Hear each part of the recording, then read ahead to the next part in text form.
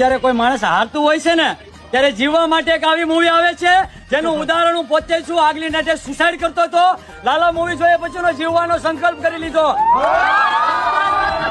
લાલા movie જોયા પછીનો જીવવાનો સંકલ્પ કરી લીધો છે. એટલે જીવનમાં ક્યારે હારવાનું નહીં, ભગવાન રસ્તો બતાવે છે, નીકળવાનું આપણે હોય છે. લાલો મૂવી એટલે આજ લગીનું ગુજરાતી બેસ્ટ મૂવી.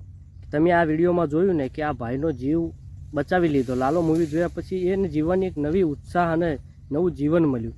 એટલે આવા કેટલાય કિસ્સા એવા છે કે લાલો મૂવી જોયા પછી કેટલાય લોકોના જીવન બદલાઈ ગયા, કેટલાય લોકો પોતાના વ્યસન છોડી દીધા અને ગેરમાર્ગે જે જતા હતા એ પોતાનો રસ્તો બદલી નાખ્યો. જીવન જીવવાની એક એમાંથી શીખ મળી છે. લાલો મૂવી એટલે ગુજરાતીનું બેસ્ટ મૂવી ને ગુજરાતી ભાષાને ફેમસ કરી દીધી અને ગુજરાતીમાં મૂવી બનાવ્યું છે કાઠિયાવાડી ભાષામાં, તળપદી ભાષામાં. એટલે જોરદાર મૂવી બન્યું છે અને કહેવાય ને કે ભરોસો હોય તો ભગવાન સાથે જ છે અને ભગવાન આવે ને આવે. તમારી શ્રદ્ધા અને તમારો વિશ્વાસ નાનો ન હોવો જોઈએ. તમારો વિશ્વાસ મોટો હોય ને તો ભગવાનને જરૂર આવવું પડે છે, તમારી આસપાસ જ હોય છે.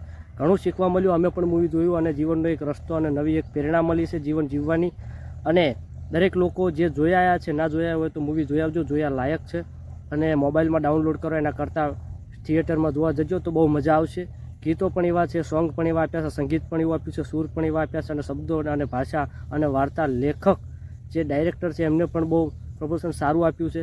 એટલે ભગવાન માતાજીને પ્રાર્થના, કૃષ્ણ ભગવાનને પ્રાર્થના કે આ મૂવી એટલું બધું ફેમસ થાય અને આગળ એટલું બધું લોકો જોવા જાય. મેં તો અંદર લખ્યું જ છે શ્રી કૃષ્ણ સદા સહાયથી, એટલે સદા સહાયથી જ છે. તમે હાકલ કરો અને તમારો શ્રદ્ધા અને વિશ્વાસ હોય એટલે ભગવાન ભેળો જ છે. જય હિન્દ, જય ભારત.